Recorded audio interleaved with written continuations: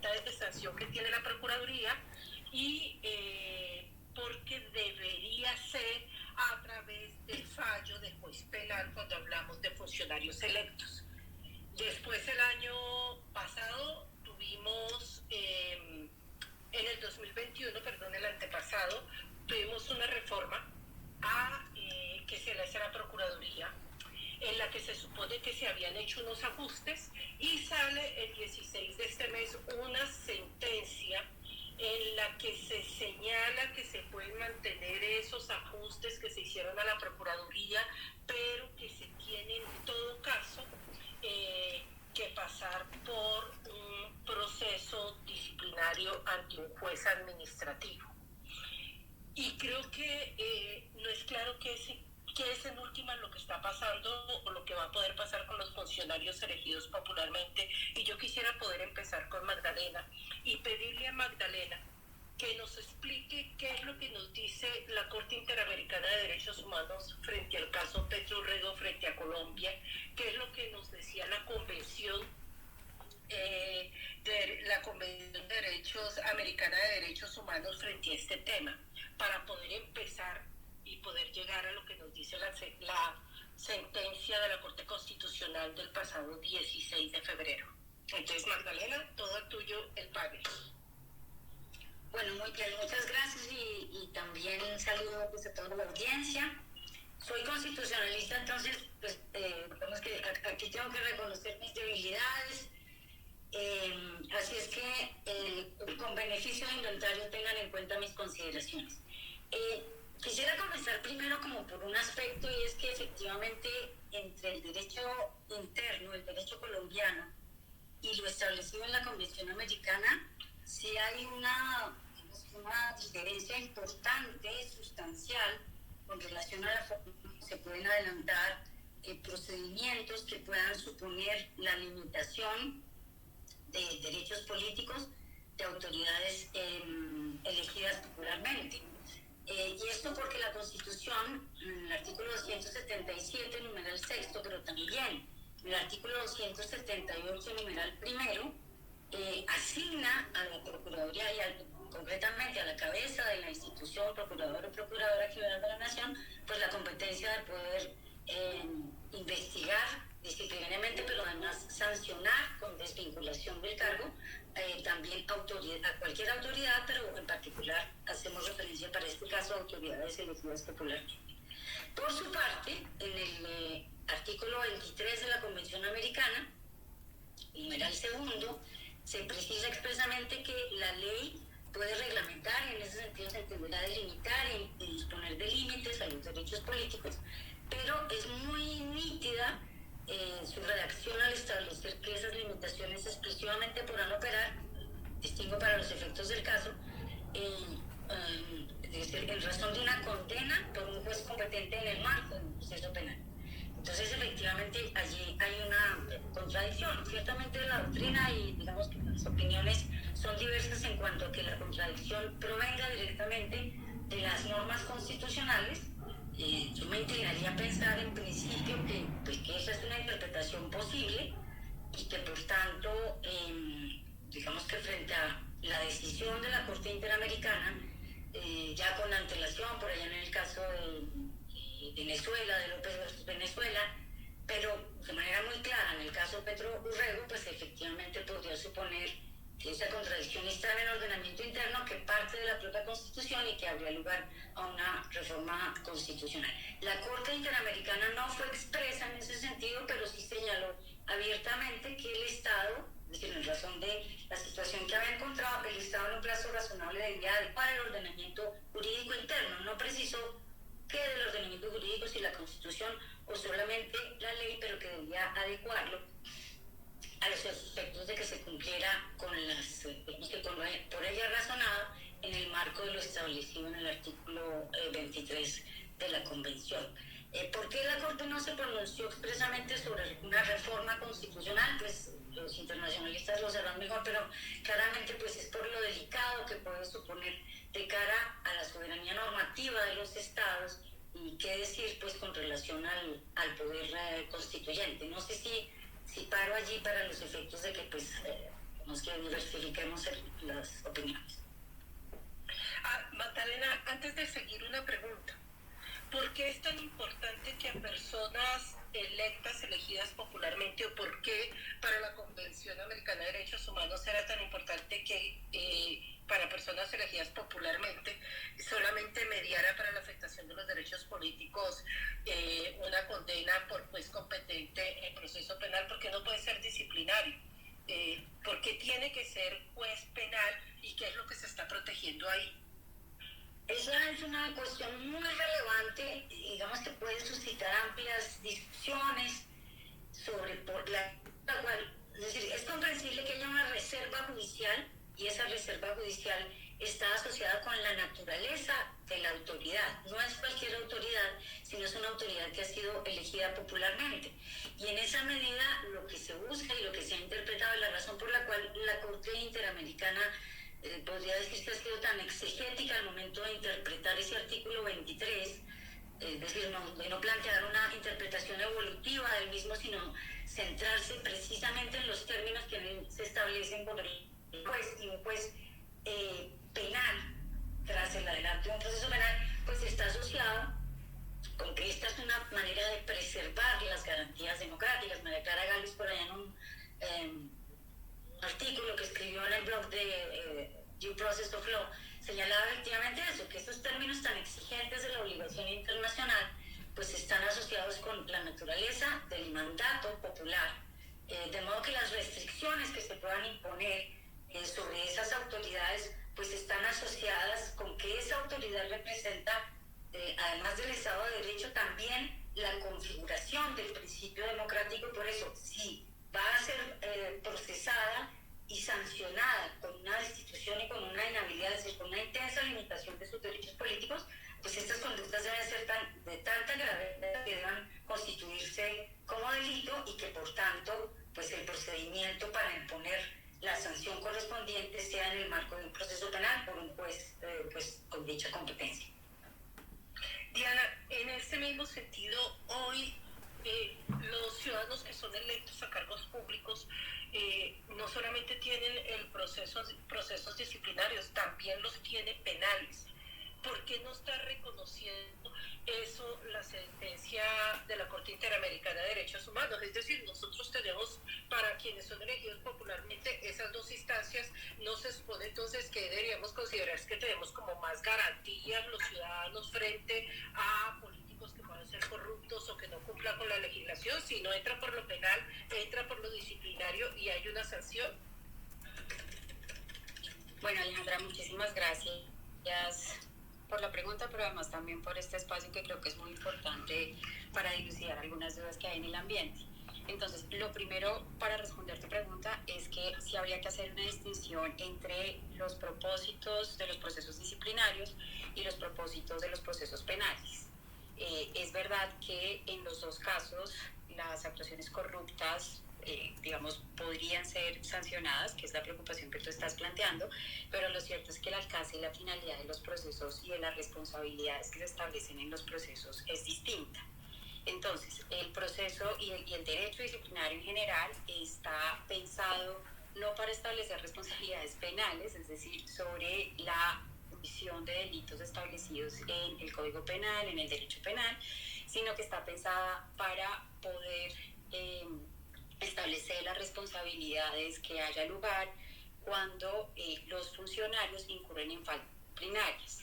Hay algunas faltas disciplinarias que constituyen delitos, pero no todas las faltas disciplinarias son delitos y entonces darían lugar al establecimiento de responsabilidades penales. Entonces, sí hay un ámbito que es distinto, cubren estos dos procesos, tanto el disciplinario como el penal. Eso implica pues que aquí la Corte, y en particular la Corte Interamericana, lo que estaba pensando no era cuáles son las garantías que existen de que se va a juzgar a las personas por actos de corrupción, sino más bien cuáles son las garantías que se les dan a las personas elegidas popularmente y además a quienes los eligieron, para asegurar que el ejercicio de sus derechos políticos va a contar con todas las garantías necesarias. Entonces, retomando esta segunda pregunta que le hacías a Magdalena, ¿por qué los derechos o por qué la interpretación de la Corte Interamericana de Derechos Humanos en relación con el artículo 23 ha sido como tan literal respecto del contenido de la segunda parte del artículo? Y es que toda limitación de los derechos políticos debe hacerse en el marco de una decisión judicial en un proceso penal. La razón de ser es asegurar que no existan limitaciones a los derechos políticos que pues terminen afectando estos derechos específicamente. Insisto, no solamente los de quienes son elegidos, sino también los de quienes han elegido a esa persona. Es decir, que el proceso disciplinario, en este caso, no se convierta en una instancia que genera violaciones a las garantías establecidas para los derechos políticos, que son derechos que tienen una relevancia significativa en la democracia.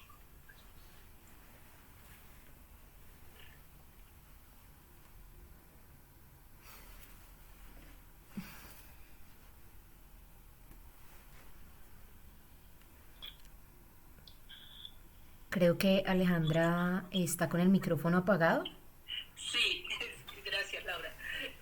Sí, estaba con el micrófono apagado. Le estaba comentando a Diana que precisamente, digamos, a raíz de lo que nos están explicando y la sentencia de la Corte Interamericana de Derechos Humanos, en Colombia se inicia entonces un proceso de reforma. Una reforma, además, se hace a través de una ley ordinaria, que es la ley 2094 del 2021. Y con esa ley lo que se señala es que se está haciendo los ajustes de la Procuraduría para poder cumplir con la sentencia de la Corte Interamericana de Derechos Humanos. ¿Podrías, Diana, contarnos, sin hacer en principio ningún tipo de juicio de valor, ahora entraremos a esa parte de la conversación, en qué consistió esa reforma, cuáles fueron los ajustes que se propusieron desde la Procuraduría para cumplir con la sentencia de la Corte Interamericana de Derechos Humanos? Claro que sí. Bueno, lo primero es que vale la pena tener en cuenta que Colombia había aprobado el Código General Disciplinario en el 2019 a través de la ley 1952. Y este fue el Código General Disciplinario el que fue reformado a partir de la ley 2094 del 2021, que es esta a la que te estás refiriendo. Es decir, la ley que fue promovida por la Procuraduría para dar cumplimiento a la sentencia de la Corte Interamericana en el caso Petro. Esta ley básicamente lo que sugiere o lo que manifestó como parte de sus motivaciones era que se necesitaba en Colombia una reforma legal al Código General Disciplinario para poder responder a lo establecido en la decisión de la Corte Interamericana, y en particular al mandato que estableció la Corte en el sentido de que Colombia debía ajustar su orden jurídico interno a lo establecido no solamente en esta decisión, sino en el artículo 23.2 de la Convención Americana sobre Derechos Humanos. Y para responder a eso, entonces, hace al menos tres cosas. La primera es asegurar que la Procuraduría efectivamente tiene la competencia para juzgar disciplinariamente a los funcionarios elegidos popularmente. Y para eso lo que hace entonces es enfrentar uno de los problemas generales que identificó la Corte Interamericana, que era esta idea de estas sanciones establecidas para los funcionarios elegidos popularmente solamente pueden ser adoptadas mediante un juicio. La Procuraduría dice, lo que pasa es que entonces nosotros a través de una ley podemos decir que las sanciones que imponemos las imponemos utilizando nuestra función disciplinaria jurisdiccional, es decir, utilizar el artículo 116 de la Constitución, que excepcionalmente permite que tengan una función jurisdiccional para decir que las decisiones sancionatorias que toman en relación con los funcionarios de elección popular son entonces jurisdiccionales, y como jurisdiccionales cumplirían entonces con ese elemento que se deriva del artículo 23.2 de la Convención Americana sobre Derechos Humanos. Pero además, para asegurar todos los otros criterios establecidos en la sentencia de la Corte Interamericana, como por ejemplo la separación entre investigación y juzgamiento, pero también la independencia y la autonomía de quien toma las decisiones sancionatorias, entonces establece unos mecanismos internos dentro de la Procuraduría destinados a garantizar, primero, que va a haber una sala disciplinaria encargada del juzgamiento de los servidores elegidos popularmente. Esa es una sala que además el artículo 17 de la ley 2094 define cómo van a ser nombradas estas personas, tratando de dar ciertas garantías, como por ejemplo que no son funcionarios de la Procuraduría, sino que son elegidos, siguiendo ahí un procedimiento que ahora podemos detallar, y que es otra instancia la encargada entonces de hacer el juzgamiento. Pero además, justamente como con toda esta idea de una sala disciplinaria específica para la investigación y además una instancia distinta para el juzgamiento, lo que pretende es asegurar, como decía, pues la independencia, la autonomía y las demás garantías que deberían rodear toda sanción que se establezca frente a una persona que ha sido elegida popularmente. La ley es una ley relativamente larga, tiene 75 artículos y no solamente toca este tema, o sea, también se refiere a otros temas más generales como la culpa, la definición de las conductas disciplinarias y las sanciones disciplinarias, pero en general en relación con este tema específico, lo que intenta es separar investigación de juzgamiento, establecer garantías de independencia y autonomía, pero sobre todo asegurar la competencia jurisdiccional disciplinaria en cabeza de la Procuraduría.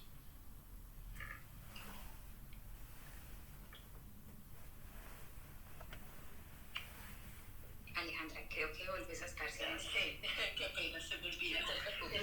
Quisiera que ahora, antes de pasar a Rodrigo, Diana, rápidamente una breve opinión sobre los tres aspectos que señalaste y entraríamos, el primero de ellos. Esa reforma, a tu juicio, ¿sí asegura la competencia para ajustar las funciones elegidas, las funciones de quienes han sido elegidos, que fue lo primero que señalaste? Segundo, ¿sí puede adoptar decisiones jurisdiccionales la Procuraduría a partir de esa reforma, haciendo separación de salas, estableciendo los mecanismos de contratación? Y en tercer lugar, si se están asegurando los criterios que pide la Corte Interamericana de Derechos Humanos en la de separación, que pueda haber todas unas garantías, las mismas garantías que da un proceso penal. Muchas gracias. Bueno, esa es una pregunta muy difícil y también muy fácil. Porque desde el principio muchas voces fueron críticas de esta ley por considerar que era no solamente abiertamente inconstitucional, sino que iba también en contra de los estándares interamericanos que ya hemos venido discutiendo en esta conversación. Lo primero, esto de la función jurisdiccional disciplinaria en cabeza de la Procuraduría, pues es una forma, utilizando algo futbolero, de buscarle la comba al palo, ¿no? Porque realmente el artículo 216 de la Constitución solamente emite este tipo de funciones jurisdiccionales de manera absolutamente excepcional y con unas limitaciones claras que no cubrirían esta posibilidad establecida en esta ley. O sea, esta ley lo que hace es dar esta función o reconocer esta función de manera general para todos estos juzgamientos, no de manera excepcional como lo establece el artículo constitucional.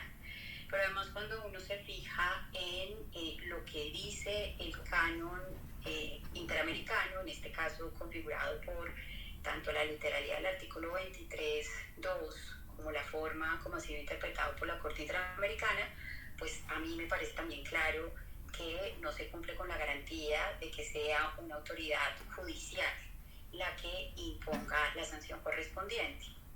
Y por supuesto, estamos hablando acá de una institución del Estado que, a pesar de que se reorganiza a través de esta ley para poder asegurar la distinción o la separación entre investigación y juzgamiento, pues es una autoridad que no tiene en sí misma las características que debería tener una autoridad judicial, que garantice autonomía en la toma de decisión, independencia judicial sobre todo, porque al final de cuentas, pues esas decisiones van a terminar dependiendo de la Procuraduría. Es decir, hay tal nivel de dependencia al interior de la organización, que es muy difícil, de la institución, perdón, en este caso, que es muy difícil asegurar los niveles de independencia que se tendrían cuando la decisión la toma un juez. Diana, muchísimas gracias y paso a Rodrigo. Rodrigo, antes de escuchar tu opinión, yo te agradecería muchísimo que nos explicaras lo que dice el comunicado de prensa de la Corte Constitucional frente a la sentencia C030 del 2023. Tenemos hoy un comunicado de prensa y hay unos pasos que son un poco confusos porque pareciera que sí, pero no. Entonces, te agradecería, antes de escuchar tu opinión, que nos explicas qué nos dice este comunicado de prensa para que podamos entender los alcances de la decisión de la Corte. Perfecto, Alejandra. Antes de hacerlo, solo decir dos cosas que comparto en casi todo lo que han dicho mis colegas, que han explicado muy brillantemente, pero yo quisiera agregar dos cosas sobre el alcance del artículo 23 de la Convención Americana y de la jurisprudencia de la Corte. En una, para hacerlo más expansivo, y en otra, para hacerlo más restrictivo. De un lado, yo creo que ese artículo no solo aplica a funcionarios electos, ese artículo también aplica para las sanciones de inhabilidad para ocupar cargos públicos. Porque yo creo que tampoco esas sanciones pueden ser impuestas por la Procuraduría, y no solo sobre funcionarios electos. Es decir, que la sanción de inhabilidad también tiene reserva judicial. Si uno mira el artículo 23, define unos derechos políticos, entre ellos el de acceso a cargos públicos, y luego dice que esos derechos políticos solo se podrán ser restringidos, y entre otras cosas, por sanción impuesta por juez en proceso penal. Entonces eso quiere decir que también las sanciones no de inhabilidad para contratar, esas sí creo que pueden ser impuestas por autoridades administrativas, pero las de inhabilidades para ocupar cargos públicos también tienen, a mi juicio, reserva judicial conforme al artículo 23 de la Convención. Lo segundo es el tema de la crítica a la interpretación tan literal de la Corte Interamericana. Yo entiendo y comparto todos los argumentos señalados por Magdalena y Diana para explicar por qué la Corte Interamericana aquí se fue con una interpretación literalista, pero yo honestamente creo que es equivocada, que es una interpretación que no toma en cuenta la dimensión evolutiva de los estándares internacionales, que eso pudo tener sentido cuando fue aprobada la Convención Americana por allá en los años 60, donde Colombia, donde América Latina estaba y 70, perdón, en plenas dictaduras, y entonces como que la única garantía podía ser juez penal o juez en proceso penal para evitar interferencias indebidas en los derechos políticos. Pero hoy hay muchos diseños, por ejemplo, la pérdida de investidura en Colombia. Si uno aplicara esa interpretación literal, sería contraria a la Convención Americana, y eso que a mí me parecería ridículo. Es decir, que es un proceso que tiene garantías, doble instancia, es hecho por jueces independientes, tiene todas las garantías propias del proceso penal, porque no la puede imponer un juez que no se llame penal. Lo importante es que sea una reserva judicial, que haya independencia e imparcialidad en la autoridad que puede restringir o privar de derechos políticos a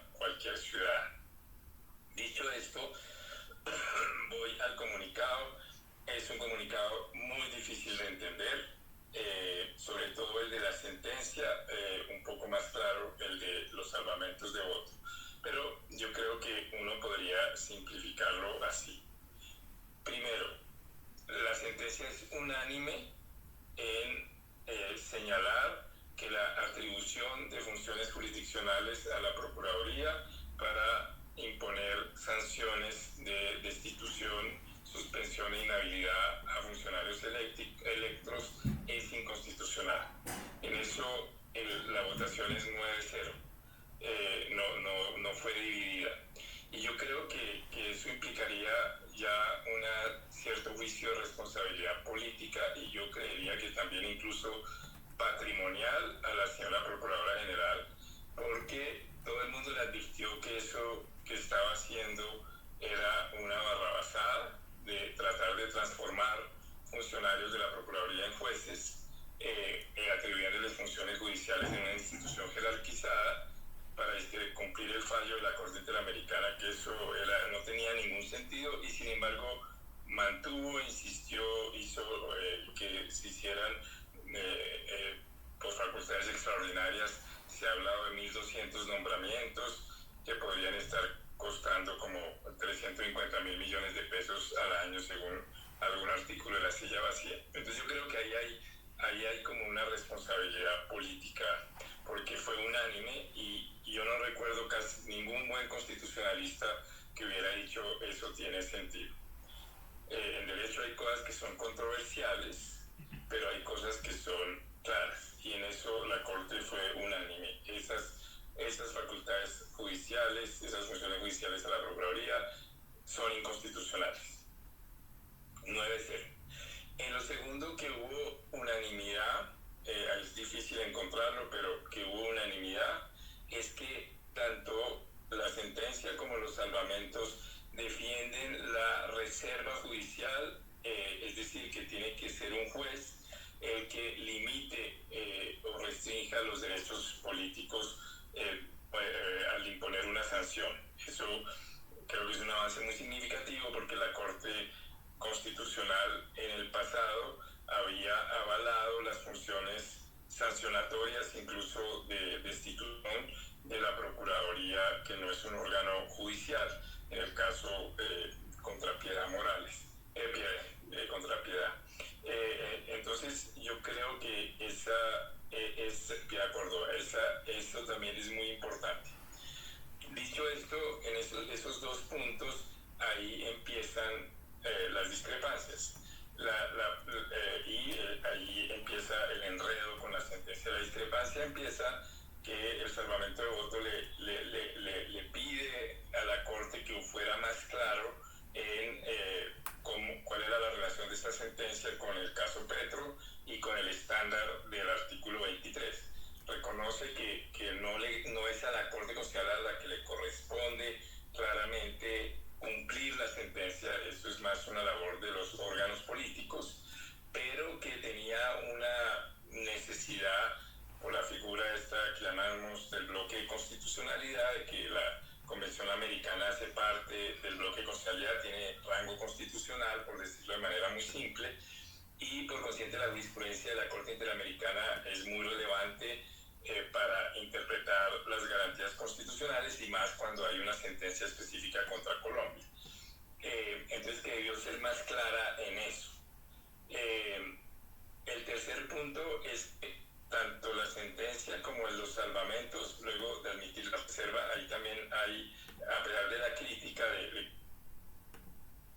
no es suficientemente claro en eso, ninguno de los dos acoge la interpretación totalmente literalista de la Corte Interamericana. Tanto el salvamento como la sentencia dicen hay reserva judicial, tiene que ser un juez y a mí me parece una interpretación acertada del artículo 23 en interpretación evolutiva en un proceso que tenga las garantías del proceso penal, pero admiten que procesos ante jueces del contencioso administrativo pueden tener esas garantías. Entonces ahí hay unas coincidencias y una discrepancia. Y luego viene la gran discrepancia que es qué hacer con ese enredo, porque el enredo fundamental era decir, eso que se inventó la Procuraduría, y bueno, y el Congreso y el Ejecutivo, porque el Congreso lo aprobó y el presidente lo sancionó, el presidente Duque, y luego ejerció las facultades extraordinarias, todos se pusieron de acuerdo para hacer algo que era realmente ridículo. La Corte estaba en un tema complejo de resolver, porque decía, bueno, si tumbo simplemente las facultades judiciales, como efectivamente las tumbó, declaró inconstitucional las facultades judiciales a la Procuraduría, ¿qué es lo que pasa? Entonces quedaría que simplemente volvemos al pasado y entonces puede imponer las sanciones la Procuraduría como se hacía en el pasado. Se imponía la sanción y luego venía la posibilidad de impugnarla ante el Consejo de Estado o ante el Tribunal Administrativo en ciertos casos. ¿O debo yo, Corte Constitucional, tratar de corregir ya un poco, sabiendo que la fórmula que usó la Procuraduría era mala, o la ley, digamos, la ley impulsada por la Procuraduría, trato yo de corregir un poco la cosa? Y la sentencia hace una corrección que yo creo que es mala, en eso estoy con el salvamento, y me parece que era mejor la corrección temporal propuesta por el salvamento. ¿Qué hace la sentencia? La sentencia dice, bueno, tumbo la naturaleza judicial de esas funciones. Digamos, me parece un error que no hubiera tumbado los órganos que se crearon para cumplir esas funciones, porque esos son órganos que se crearon porque se le daba funciones judiciales a la Procuraduría. La sentencia los mantiene, pero dice que las decisiones que tome no son judiciales, sino son administrativas, y que quedan en suspenso cuando es con funcionarios electos. O sea que imaginémonos entonces un alcalde que es investigado, entonces tiene por todas esas instancias que señaló Diana, y se llega a finalmente la decisión, pero ya no judicial sino administrativa por la sentencia de la Corte, en donde la Procuraduría lo destituye. Pero la Corte dice, pero esa destitución queda suspendida, y la Corte lo que hace es aplicar el recurso de revisión, y dice que entonces ese recurso de revisión se aplica automáticamente, y ahí la persona puede defenderse ante el juez contencioso administrativo, y que entonces así se garantizaría la reserva judicial. Yo creo que es una mala fórmula, porque la Corte, yo he defendido las sentencias integradoras de la Corte, en donde llena vacíos, pero aquí realmente es una sentencia legislativa total, es decir, modifica los procedimientos, que de pronto podía ser necesario, pero además lo hace en una forma, digamos, yo no creo la más apropiada, pero digamos, a nivel más descriptivo y para no valorar, lo que queda es, en esos casos, habrá esas instancias en la Procuraduría que fueron creadas inicialmente con funciones judiciales, pero ya sin funciones judiciales por la sentencia de la Corte. Estas podrán llegar a imponer la destitución, suspensión, inhabilidad, incluso a funcionarios electos, pero eso queda suspendido y automáticamente entra a operar el recurso de revisión ante Tribunal Administrativo o Juez Administrativo o Consejo de Estado, y ahí la persona puede, digamos, el funcionario sancionado puede ser, puede defenderse, y solo si la jurisdicción contencioso administrativo avala la sanción, ahí puede ejecutarse. Y la Corte considera que ahí temporalmente salva la cosa, pero de todos modos le pide al Congreso que regule la materia. Eso es más, creo que es una fórmula muy enredada. Rodrigo, antes de pedirle tu opinión sobre esa fórmula y devolverme con Diana y con Magdalena, antes de pedirle la opinión sobre esta fórmula, tengo un par de preguntas. La primera de ellas, lo que nosotros tenemos en este momento es un comunicado de prensa. Y yo no logro entender cómo funcionan los comunicados de prensa con la Corte. ¿Eso qué significa? Que si yo fuera en este momento una funcionaria pública electa y hoy, después del 16 de febrero, me fuera a sancionar la Procuraduría, ¿estoy con el comunicado de prensa o me toca esperar a que salga la sentencia un año para saber si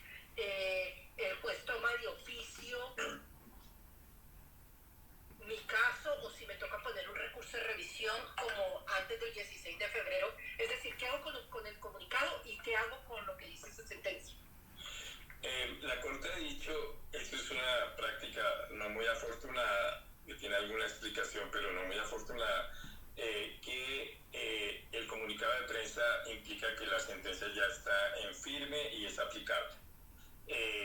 La única cosa que tiene efecto concreto, esperar a que se publique la sentencia completa, es para efectos de si alguien quiere pedir la nulidad de la sentencia. Pero la sentencia ya es de aplicación inmediata, ya es conocida y ya está aplicada. O sea, esas normas, digamos, ya la Procuraduría no tiene esas funciones judiciales, ya opera por ministerio de la sentencia digamos, este recurso de revisión, si se quiere, oficioso, entonces la persona ya podría, si ha sido destituida, decirle, no, ya, usted no me puede hacer efectiva la sanción, no busque que me saquen del cargo, esto automáticamente entra ante el juez contencioso administrativo. Es decir, para los casos que en este momento, para las sanciones que en este momento ha impuesto la Procuraduría, lo que ya tienen que hacer los jueces administrativos o los tribunales administrativos es de oficio empezar a tomar estos cargos, estas decisiones de la Procuraduría si han sido de sanción.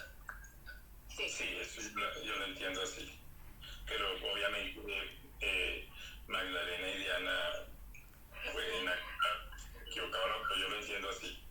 Muy bien, antes de pasar donde Diana, nos devolvemos. Yo quisiera que los que tengan preguntas o deseen hacer algún comentario, por favor pueden ir levantando las manos porque me regreso ya con un comentario tuyo, Rodrigo. Paso a Diana. ¿Qué opinas de la decisión de la Corte? ¿Y en qué lugar quedamos frente a la Corte Interamericana de Derechos Humanos? Y para ser muy breve, yo creo que la sentencia es acertada en muchos puntos, en declarar inconstitucional las funciones judiciales, en defender la reserva judicial para limitar derechos políticos cuando es algo sancionatorio, y entender la reserva judicial de manera más amplia que lo entiende la Corte Interamericana, y reconocer que eso tiene incidencia sobre las funciones, sobre las competencias de la Procuraduría. En todo eso, la sentencia es acertada. Es equivocada en lo que le dice el salvamento, es equivocada en no haber sido más explícita. Sí dice algo, pero no haber sido más explícita en relación con el estándar fijado por la Corte Interamericana en el fallo Petro, digamos, de ver cuál es la relación que pudo hacer la Corte con el cumplimiento de esa sentencia, y que diseña una fórmula muy enrevesada en donde realmente no da una garantía judicial suficiente. En esto creo que el salvamento tiene razón. Es distinto que a mí me sancionen, por ejemplo, siendo yo un alcalde, que me sancione con destitución la Procuraduría y que haya automáticamente un recurso de revisión ante el juez contencioso administrativo. Eso no es lo mismo a que a mí me tenga que imponer la sanción el juez contencioso administrativo. Eso son dos cosas distintas. Revisar una decisión ya tomada es distinto a que yo tome la decisión.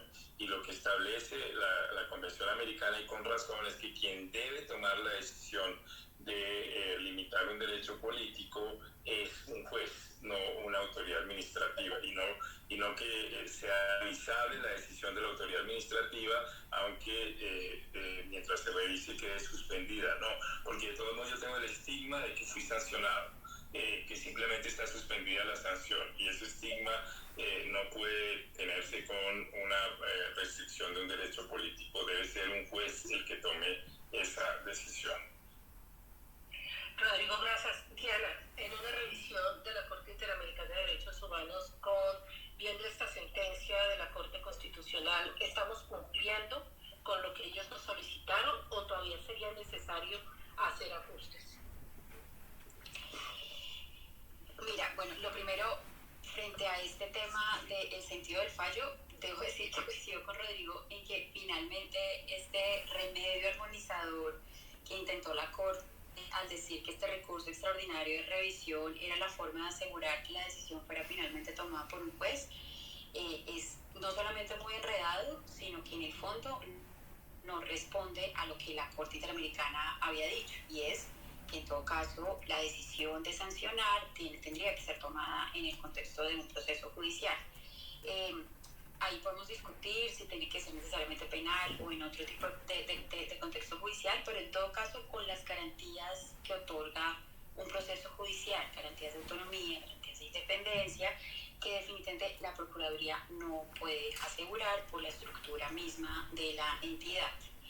Y en ese sentido, pues esto me lleva entonces a responder a tu pregunta. O sea, yo creo que primero este remedio armonizador no es el más adecuado, la decisión de fondo es acertada, pero este remedio no es no solamente claro, sino que no es adecuado en relación con el estándar interamericano, pero además, esto por supuesto es difícil afirmarlo sin conocer todo el texto de la sentencia, pero lo que parece sugerir el comunicado es que la Corte eludió el debate sobre cómo armonizar nuestra Constitución, en particular pues el artículo 277 y 278, que son los que le confieren, como decía Magdalena al principio de esta conversación, las funciones a la Procuraduría General de la Nación para poder investigar y sancionar a los funcionarios elegidos popularmente con lo establecido en la Convención Americana sobre Derechos Humanos en relación con las limitaciones o posibles limitaciones a los derechos políticos. Ese tema realmente la Corte no lo aborda, y al no abordarlo, pues termina dejando de lado la necesidad de armonizar estos dos elementos, tanto la Convención como la Constitución. Y creo que ahí no solamente se pierde una oportunidad enorme, sino que además se abre o se podría abrir un boquete grande para que la regulación que haga el Congreso siga eludiendo el debate necesario, que es el de la armonización de estos dos elementos. Diana, muchísimas gracias. Y Magdalena, pues termino contigo esta última ronda. Exactamente la misma pregunta: ¿qué opinas de la decisión de la Corte? ¿Cuáles son los problemas que se pueden derivar de la misma? Y sobre todo, una pregunta es, si no hay una satisfacción frente a lo que dice la sentencia de la Corte Interamericana de Derechos Humanos, ¿qué pasa? Al país le pasa algo, no pasa nada, hay un proceso de seguimiento, uno puede enmendar la tarea con otra reforma. Digamos, en términos internacionales, también en qué quedamos con la Corte.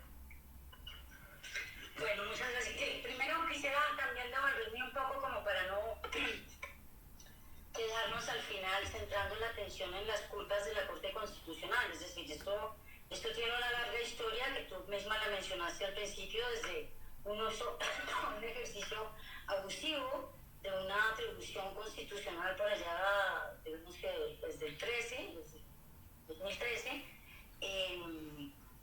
que también ha estado acompañado de una interpretación, digamos que muy discutible de tiempo atrás de parte de la Corte Constitucional, sino por allá desde el año 2006, cuando menos sí desde las sentencias que se han venido adoptando después de la decisión del 2011 de la Corte Interamericana en el caso de Venezuela.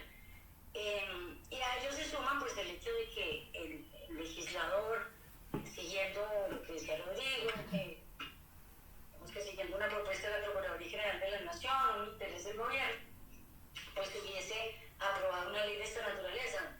Digamos que sin exagerar mucho, una solución muy nítida y muy clara, pues habría podido ser reformar la Constitución. A mí me llama la atención que Colombia reformó la Constitución por allá en el año 99, ni siquiera con una sentencia internacional ni nada que se le pareciera, sino porque firmamos un tratado de inversión donde se planteaba pues, digamos que el derecho absoluto a la indemnización en caso de expropiación. Como la Constitución entonces preveía una excepción a ello, pues se reformó la Constitución. Entonces pues llama mucho la atención que ante un mandato del derecho internacional de los derechos humanos no haya esa voluntad constitucional. Haciendo la reforma legal, que también habría podido ser una opción adecuada, pues se hizo de la peor manera posible, y creo que con una mala fe muy cuestionable interna, pero también de cara a las obligaciones pues, asumidas en el derecho internacional. Entonces, lo que recibe la Corte pues es una papa caliente muy difícil. Uno, porque digamos que ha trazado un precedente muy claro en el que ha estado bastante ranchado, una cosa pues, que es un poco difícil de entender de una Corte tan abierta al derecho internacional, como tan garantista, pero en esto pues ha asumido una posición como incomprensible a mi juicio, y en todo caso la situación era bastante compleja.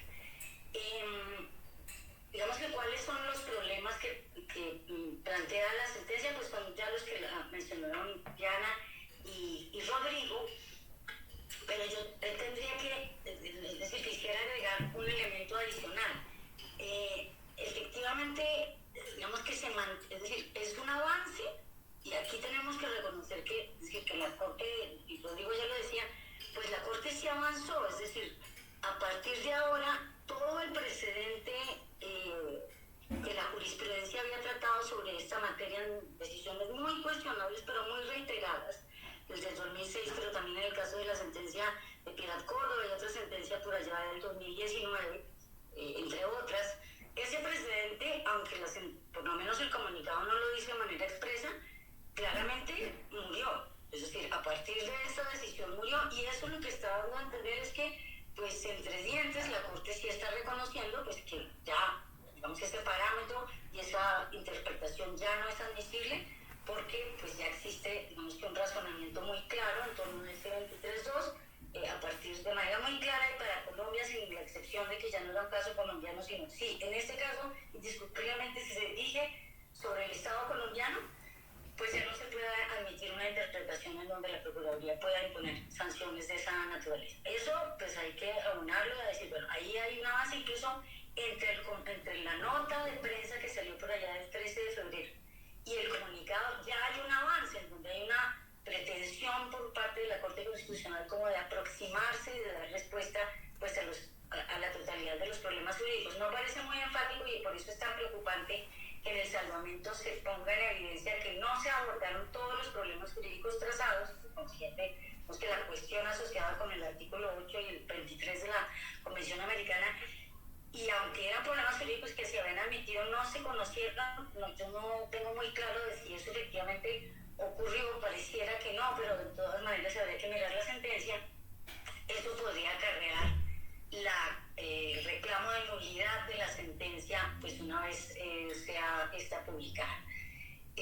Y eso resulta bastante problemático. También hay otro elemento allí que creo que no es propio solamente de esta sentencia, sino que vendría de las sentencias anteriores, y es algo que el salvamento de voto menciona, y es que pareciera trazar la Corte Constitucional un precedente según el cual las obligaciones internacionales y las sentencias de un juez internacional, frente al cual Colombia ha reconocido competencia como la Corte Interamericana, solo se cumplen en la medida y en tanto en cuanto se ajusten al ordenamiento jurídico interno, y eso pues sí resulta bastante problemático. Sin embargo, como último comentario diría, de todas maneras la cosa era bastante difícil para la Corte Constitucional. ¿Por qué? Porque pensemos que sea radical, asuma, digamos que de manera literal, como lo traza la Corte Interamericana, la interpretación del 23.2, y digamos que tome a pie juntillas lo que aparece en el caso Petro versus Colombia.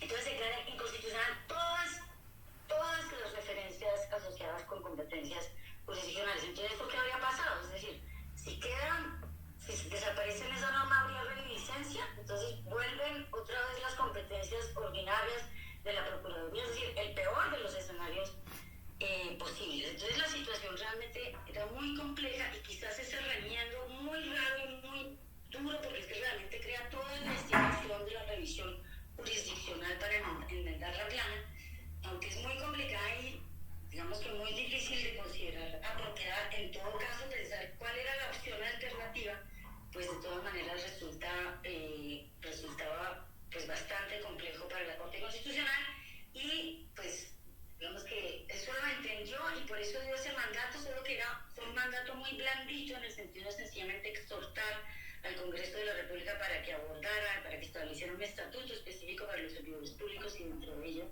su régimen disciplinario, pues, digamos que orden que pudo haber sido establecida de una manera más enfática, con unos términos, y digamos que sorteando ante la opción de que el legislador no actuara, pues ya tomar una decisión más concreta aplicable en el tiempo a futuro, una vez vencido el término establecido para el legislador. Magdalena, muchísimas gracias. Digamos, y creo que esta reflexión que estás haciendo de fondo, creo que volvería, me imagino que Rodrigo y Diana deben estar que intervienen. Solamente no sé si hay algunas preguntas, si hay algo de pronto que quieran complementar. Hay una promesa de una hora que es de 8 a 9 de la noche esta conversación, y creo que además esta conversación queda como cuando viene una segunda temporada. En la propuesta de reforma política que está actualmente en el Congreso de la República hay una propuesta de reforma al artículo 40, y literalmente lo que se está haciendo es incluir un punto en el que se señala que el ejercicio de los derechos políticos de los servidores públicos de elección popular solo podrá ser limitado en los casos previstos por la Constitución y la ley, por sentencia judicial proferida por una autoridad judicial competente en un proceso penal o de pérdida de investidura. La autoridad competente controlará el ejercicio de la vigilancia sobre la conducta oficial de los servidores públicos.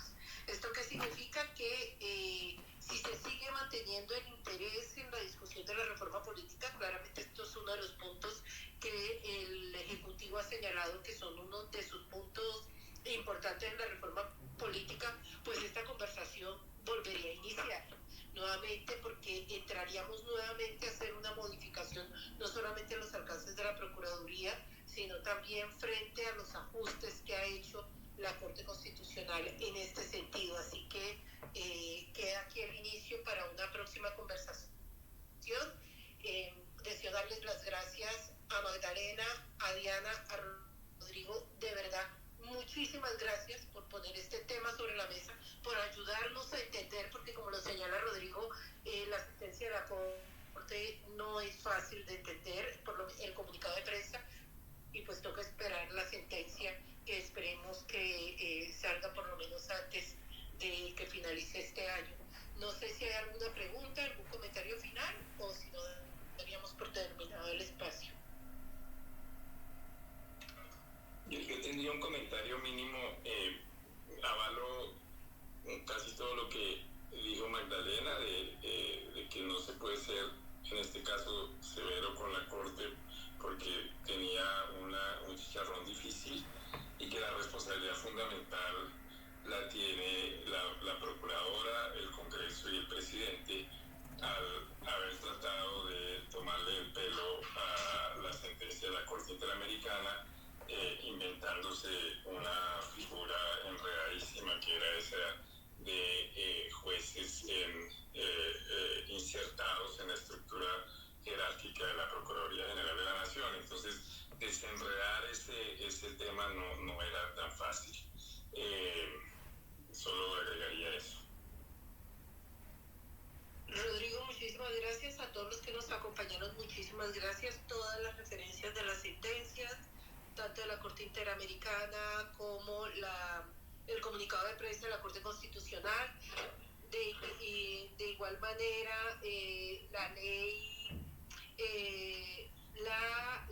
2094 del 2021 y otras referencias que se han hecho en esta conversación las pueden encontrar en el Twitter de @muycolombia. Esperamos que haya sido una conversación muy interesante para poder entender lo que está pasando frente a este tema, pues que obviamente con miras a las elecciones locales del próximo 29 de octubre nos permite tener una mejor comprensión de cómo se va marcando las reglas de juego de la democracia colombiana.